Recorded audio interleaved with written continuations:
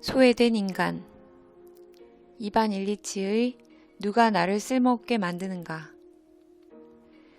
과거에 비해 질병이 많이 생겨났습니다. 과거에도 있었던 질병이겠지만 사람들은 질병을 연구하여 더 세분화하기에 이르렀습니다.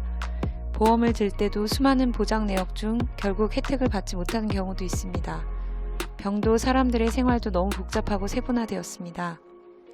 각각의 전문가들이 우리의 삶을 재단하고 조언하여 소신껏 살기 어려운 세상이 되었습니다. 과거에 없던 수많은 전문가가 모세혈관처럼 퍼져 저마다의 목소리를 내고 있습니다. 저자의 말처럼 미디어와 갖가지 중독의 홍수 속에 빠져 허우적거리면서도 자신이 늪에 빠져드는 것을 깨닫지 못합니다. 지금까지 생각해 본 적 없는 파격적인 생각들입니다. 이반 일리치는 1926년 오스트리아인 어머니와 크로아티아인 아버지에게서 태어났습니다. 나치의 박해로부터 이탈리아로 피신한 후 로마에서 사제 서품을 받았고 뉴욕에서 사제로 지냈습니다. 1961년 멕시코의 문화교류문헌자료센터를 설립한 후 교육, 에너지, 교통, 의학, 노동, 매스미디어 등의 산업사회를 비판하는 책들을 썼다고 합니다. 그동안 아무렇지 않게 생각했던 것들을 다시 생각하게 하는 파격적인 저작들입니다. 이후 그는 기존 사회에서 외면받기도 했으나 이른 죽음 이후 재평가되며 사회에 던지는 묵직하면서도 외면할 수 없는 메시지들은 우리에게 큰 일깨움을 줍니다. 얼마 전에 읽은 그리움의 문장들이라는 책에서 저자가 강력히 추천해 도서관에서 빌려서 이 책을 읽게 되었고 마음에 쏙 드는 책 장정에 두껍지 않으면서도 힘있는 메시지를 담은 이 책을 늘 곁에 두고 싶어 구입하였습니다. 그리고 다른 책도 한 권 더 샀습니다. 아마도 저자의 책들을 더 읽어보게 될 것 같습니다. 사실 이 책은 제가 몸담고 있는 학교를 학생을 바보로 만드는 곳이라 거세게 비판합니다. 어쩌면 사회에 순응하는 부속품과 같은 존재로 만든다는 것을 완전히 부정할 수는 없습니다. 교육자로 이 점을 염두에 두고 학생들이 단지 부속품적인 존재가 되지 않도록 저마다의 개성을 살리고 자립적이며 사회의 목소리를 낼 수 있는 사람으로 성장하도록 돕는 사명을 잊지 말아야겠습니다. 병원을 병을 만드는 곳이라 규정하는 그는 실제로 고통 중에도 병원을 찾지 않았다고 하니 자신의 신념을 얼마나 철저히 지켰는지 알 수 있습니다.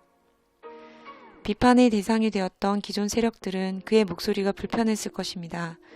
우리는 어떤 면에서 순응하는 사람이지만 어느 한 분야의 전문가인지도 모릅니다. 자신이 또 다른 전문가들에 휘둘리는지 어쩌는지 수많은 미디어의 공격에 무기력하게 무대응으로 받아들이는 건 아닌지 광고에 휘둘려 필요하지도 않은 물건들을 사고 있는 건 아닌지 돌아보아야 합니다. 지금까지 당연하게 생각했던 내 안의 패러다임의 전환을 가져온 책입니다. 책 속 부분입니다. 인간을 무기력하게 만드는 풍요에 사람들이 중독되고 그것이 문화 속으로 한번 배어들면 가난의 현대화가 생겨난다. 현대화된 가난은 상품이 확산하면서 어김없이 발생하는 부정가치의 형태이다. 이는 상품이 대량 생산되어 생겨난 사회적 비효율인데도 경제학자들은 주목하지 않는다. 그들의 도구로는 측정할 수 없기 때문이다.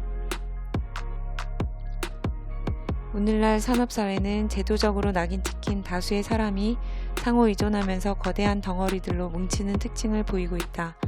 교통수단으로 두 다리가 쓸모없게 되고 정신없는 일과에 쫓기다가 밤에는 불면증에 시달리고 호르몬 요법에 중독되고 시끄러운 미디어에 침묵을 강요당하고 불량 음식으로 아파하던 이 거대한 대중 속에서 몇몇이 행동을 조직하며 소수 집단을 이룬다.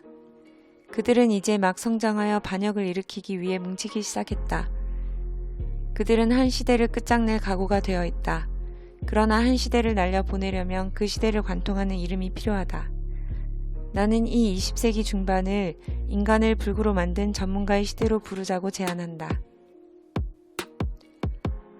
민주주의에서 법을 제정하고 집행하고 정의를 실현하는 권력은 시민들 스스로에게서 나와야 한다. 하지만 중요 권력을 견제할 시민의 힘은 제약당하고 약화되다가 전문가 집단이 교회처럼 막강해지고부터는 아예 소멸되었다. 국회가 전문가의 견해를 바탕으로 결정을 내리게 되면 그 정부는 국민을 위한 정부일지는 모르나 국민에 의한 정부는 결코 아니다. 현대인은 어디서나 감옥에 갇힌 수인이다. 시간을 빼앗는 자동차에 갇히고 학생을 바보로 만드는 학교에 잡혀있고 병을 만드는 병원에 수용되어 있다. 사람은 기업과 전문가가 만든 상품의 어느 정도를 넘어 지나치게 의존하다 보면 자기 안에 있던 잠재력이 파괴된다. 그것도 아주 구체적으로 파괴된다. 상품은 어느 한계에서만 인간이 만들고 직접 해왔던 것을 대신할 수 있다. 오직 이 범위 안에서 교환 가치가 사용 가치를 만족스럽게 대신할 수 있다. 이 한계선을 지나 상품 생산이 증가하면 소비자에게 필요를 끼워 넣은 전문가에게만 이익이 되고 소비자는 조금 더 부자가 된 것 같지만 마음은 늘 현혹되고 충동적으로 된다. 단순히 채우는 필요가 아니라 만족감을 주는 필요는 한 사람이 스스로 행동하고 그 과정을 회상하면서 생겨나는 즐거움에 의해 결정되어야 한다.